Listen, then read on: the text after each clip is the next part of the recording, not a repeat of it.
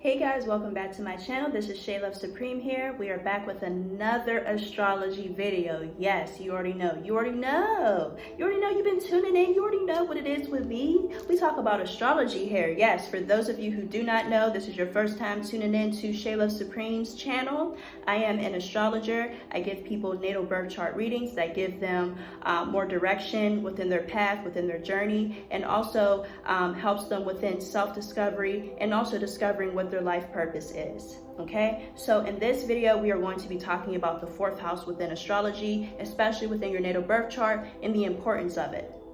So let's get right into it. We already talked about the first house of self, the second house of finances, the material world, and also what we deem valuable as far as possessions and whatnot. And then we talked about the third house, which is about communication, early childhood learning, circumstances, siblings, short distance travel, etc., etc. Okay, so now we're going to move ourselves right into the fourth house, and the fourth house is the house of home. Okay, it is the house of home, the energy of the home within your early childhood environment. Also, this is the energy that you grew up in general, right?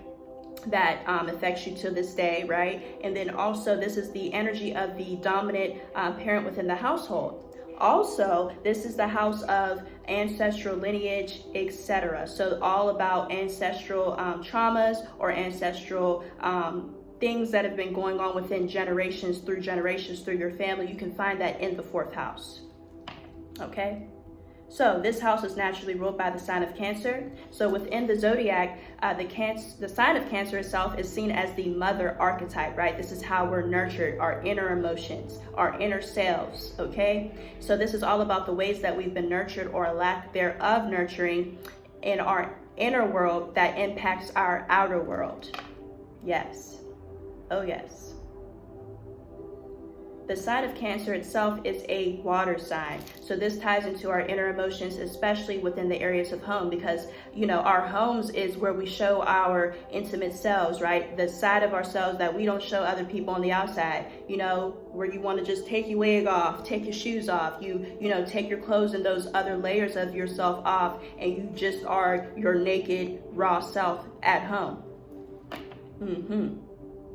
So, with that being said, an example of this would be Aquarius being in the second house. Aquarius being in the fourth house, okay? Aquarius being in the fourth house, this could be seen as someone who could have changed their home environment a lot. They could have changed homes a lot, right? Or they could have had a lot of abrupt changes happening within their household. And this could have left them feeling very emotionally unstable early in childhood. And also, I say this because the planet Uranus rules the sign of Aquarius, right? This is all about unexpected changes, rebellion, revolution happening, different things of that nature happening and occurring within their early childhood home. Yes. So these kinds of changes could have left them feeling insecure or just feeling like they don't really know who they truly are, you know, because whenever a person moves from home to home, it's like, wow, what is my true sense of home? What is really home to me? This person could have thought about that within their own personal lives, especially when growing up. You know, this person could have also felt like an outsider because Aquarius is known as, you know, the alien or the individual within the zodiac. So this person could have felt a little bit more on the outside or not having a family dynamic like everyone else had within their family. Also, they could have been someone who removed themselves from their emotions, and sometimes unknowingly doing that in order to cope with their own emotions and feelings. You know, they could have adapted that from an early childhood you know, way of being, where they weren't really the most emotional, or their emotions were there, but they just didn't know how to tap into them. They freeze up, you know, when it comes to emotions based upon their own environment, and also from the dominant parent, maybe their dominant parent, which was either their mother or their father, or even an aunt or an uncle, right? Because it's all situational. But this dominant parental figure could have been someone who was a little bit more intellectual with them and really didn't really tap into nurturing them on an emotional level that they needed. So this really trickles down into their adulthood, where it's a little bit harder for them to put their emotions first, or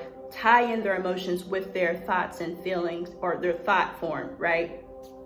Right.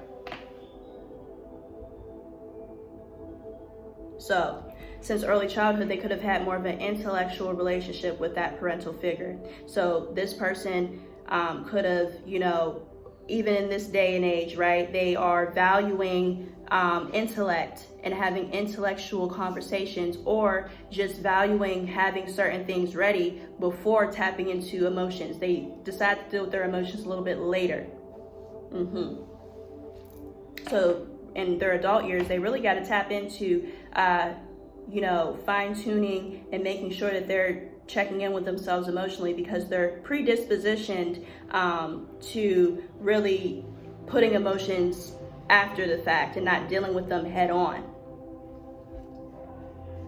Also, when it came to their ancestors as well, within Aquarius 4th house, they could have had ancestors who were a little bit more rebellious, and or could have been a part of the revolution itself, or they could have been people who were in charity work, or people who were humanitarians as well, because the sign of Aquarius is a humanitarian sign, and also is about charity work and helping the community. So their ancestors could have been in the community and very community based, and that's something that they also value as well.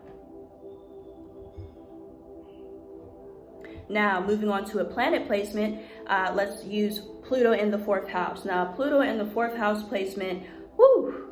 Now, this child could have experienced a lot of power dynamics and control, manipulation, and a little bit more deeper, darker aspects of life, especially through their childhood circumstances, right? They could have experienced one or both parents having upheaval battles within their life, or very dark periods, depression, or seeing one of their parents go through very dark times. They could have experienced that as a child, which made them develop that defense mechanism to be able to cope with that type of situation.